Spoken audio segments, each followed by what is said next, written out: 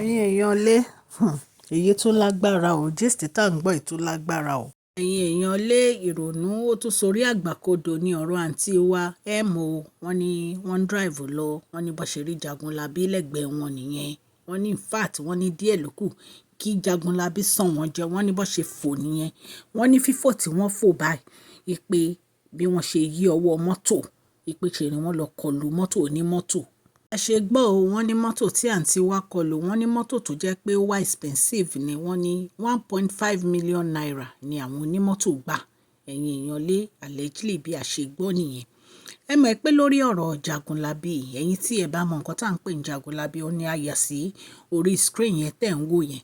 wọ́n ní orí ọ̀rọ̀ yìí wọ́n ní kábíyèsí ti sọ fún wọn wípé kí wọ́n jẹ́wọ́ wọ́n ní wọn ò dáhùn wọ́n ní àwọn ìyá onífá ti ní kí wọ́n jẹ́wọ́ gbogbo ẹ̀ṣẹ̀ tí wọ́n ṣẹ̀ èyí tí wọ́n rányàn èyí tí wọ́n ṣe fúnra wọn èyí tí wọ́n gbé owó fún àwọn èèyàn láti ṣe wọ́n ní gbogbo ẹ̀ ni wọ́n ti ní kí wọ́n jẹ́wọ́ wọ́n ní ṣùgbọ́n àwọn àǹtí wò dáhùn wọ́n ní ṣe ni wọ́n ń ṣe orí kunkun ni wọ́n fẹ́ sọ̀rọ̀ ni wọ́n fẹ́ jẹ́wọ́ ẹ̀yin èèyàn lé bí a ṣe gbọ́ allegedly nìyẹn. wọ́n ní ìgbà tí àǹtí wa lọ bá bàbá Awérin ńlá nínú palace tí wọ́n ń sọ̀rọ̀ nípa Jagunlabi tí wọ́n ń rí wọ́n ní bàbá Awérin ńlá ní kò sí nǹkan tí àwọn lè ṣe ju pé kí wọ́n lọ jẹ́wọ́ ẹ̀ṣẹ̀ wọn lọ wọ́n ní ọ̀rọ̀ yìí ó ṣó wọ́n lọ́wọ́ ipe torí àwọn ti sọ fún wọn pé kí ni nǹkan tí wọ́n ṣe tán fi ń rí Jagunlabi wọ́n ní wọn ò dáhùn wọ́n ní wọn ò gbọ́ wọ́n ní so wọ́n ní torí pé wọn ò fẹ́ jẹ́wọ́ ẹ̀ṣẹ̀ wọn wọ́n ní nǹkan tí ojú wọn bá rí kan fara mọ́ ni. ẹ jẹ́ kí n kí ẹ̀yin olólùfẹ́ mi ní ilé lóko àti lẹ́yìn òde wípé ẹ káàbọ̀ sí Mashola Gist TV. Mashola Gist TV ń kí yín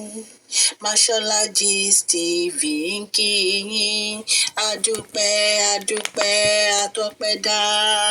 Mashola Gist TV ń kí yín Mashola Gist TV ń kí yín ó ní ẹ ṣé o lọ́wọ́ ọkùnrin lọ́wọ́ obìnrin lọ́wọ́ ọmọdé lọ́wọ́ àgbà lórí gbogbo bẹ́ẹ̀ ṣe ń comment ten like ten share àdúpẹ́ ní ọwọ́ gbogbo yín Mashola Gist TV ń kí yín ẹ̀yin olólùfẹ́ wa ẹ káàbọ̀ sí Mashola Gist TV ṣé àlàáfíà ni ẹwà gbogbo lè ń kọ́ orúkọ mi ni Mashola kò yí padà a máa ń sọ̀rọ̀ nípa celebrity gist royal gist politics àti gbogbo nǹkan tó ń ṣẹlẹ̀ ní agbègbè orílẹ̀-èdè bàbá wa ní ilẹ̀ Nàìjíríà a ń sọ̀rọ̀ nípa celebrity gist royal gist politics àti gbogbo nǹkan tó ń ṣẹlẹ̀ ní orílẹ̀-èdè wa ẹ̀yin èèyàn lè tẹ́ bá ti subscribe ẹ tẹ notification bell kẹ́ ẹ subscribe so that a bá ti post any gist ẹ máa rí a ń sọ Yorùbá lórí channel yìí nítorí pé a fẹ́ gbàgbé àṣà àti èdè wa ẹ̀yin èèyàn lé à ń ṣe advert lọ́lọ́pọ̀ òjọ̀kan lórí channel yẹn kàn sí wa ní Mashola Gist TV ọlọ́run elédùnmarè á bá mi gọ́wọ́ yín sókè o ọlọ́run elédùnmarè á bá mi ran gbogbo yín lọ́wọ́ o òkè ní ọlá yín á máa lọ o ọlá yín ò ní lọ ìsàlẹ̀ láéláé.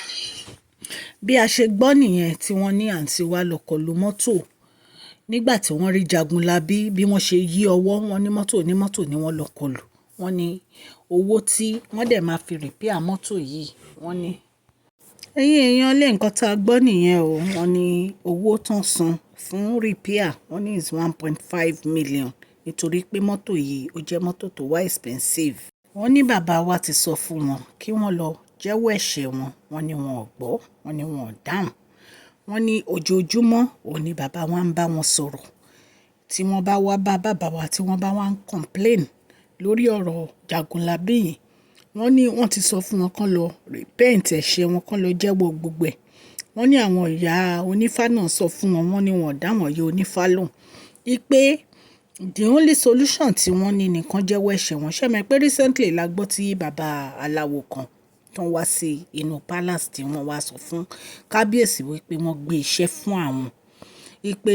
lẹ́yìn tí wọ́n gbé iṣẹ́ fún àwọn yìí wípé nítorí pé iṣẹ́ yẹn ò ṣiṣẹ́ wọ́n ní pé wọ́n tọ́g pé kí wọ́n lọ lu bàbá yìí wọ́n ní ọlọ́run ló jọ bàbá yìí wọ́n ní wọ́n bá pa bàbá yìí ni wọ́n ní wọ́n bá pa bàbá yìí ni wọ́n ní ọlọ́run ló yọ wọ́n pé wọ́n bá pa bàbá yìí ni wọ́n nítorí pé gbogbo nǹkan tí ó ṣẹlẹ̀ pé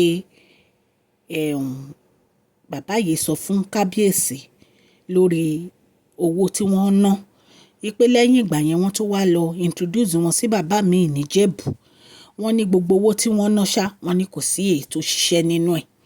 wọ́n ní so wọ́n náà wá lọ rán tọ́ọ̀gì pé kí tọ́ọ̀gì lọ kó lọ lu bàbá yìí, wọ́n lọ́nà ló yọ bàbá yìí, wọ́n láwọn tó ń kọjá ni wọ́n lọ save bàbá yìí pé wọ́n bá pa bàbá yìí ni. Ẹ̀yin èèyàn lé odindi àwọn ìyàwó kábíyèsí kan máa wo irú ìwà báyìí. Ẹ̀yin èèyàn lé nǹkan tá a gbọ́ allegedly nìyẹn. Lẹ́yìn èyí ó ní ti àwọn Jagunlabi tí wọ́n yọ sí àwọn àǹtí wa ní gbogbo ìgbà tó jẹ́ pé ọ̀rọ̀ yìí ó dorí àgbàkodò fún wọn ni. Wọ́n dẹ̀ ti sọ fún kábíyèsí nìkan lọ jẹ́wọ́ ẹ̀ṣẹ̀ wọn pé kò sí nǹkan táwọn lè ṣe sí ju kán ṣe jẹ́wọ́ ẹ̀ṣẹ̀ wọn lọ. Nǹkan tí ò yé mi lọ́rọ̀ àǹtí wa ni pé látọjọ́ tí wọ́n ti ń ṣe gbogbo àwọn nǹkan yìí tí wọn ò dẹ̀ jáwọ́,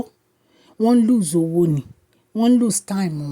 wọn ò ní fọkànbalẹ̀ still yet wọn ò fẹ́ ronú pìwàdà. Wọn ò fẹ́ ronú pìwàdà, wọ́n ṣáà ń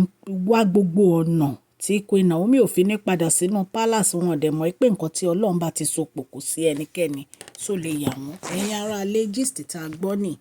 sani ká mú wá fún yín. Tá bá tún gbọ́ update lórí ẹ̀ a máa jẹ́ ká ẹ gbọ́. Mo gbọ́ ẹ̀yin ará ilé lọ́kùnrin àti lóbìnrin bí ẹ ṣe ń subscribe, tẹ́ ẹ̀ ń comment, tẹ́ ẹ̀ ń share gbogbo àwọn gist wa. Ọlọ́run Elédùmarè á bá mi gbọ́wọ́ yín sókè o. Ẹ ní fi ọwọ́ gbé ọmọ sí o. Ẹ jọ̀ọ́ ẹ bá mi fún fídíò yìí ní thumbs up o. Ẹ dẹ̀ má gbàgbé kẹ́ subscribe tẹ́ bá ti subscribe torí kò ná yín ní nǹkan kan. Ọ̀fẹ́ lẹ́ẹ̀kan sí ọ̀fẹ́ ló bá dé. Ẹ̀yin ará ilé mo nífẹ̀ẹ́ yín púpọ̀. Ẹ share, ẹ like, ẹ comment. Please share this video, like and subscribe. God bless you all. Mashola Gist TV. Love you all.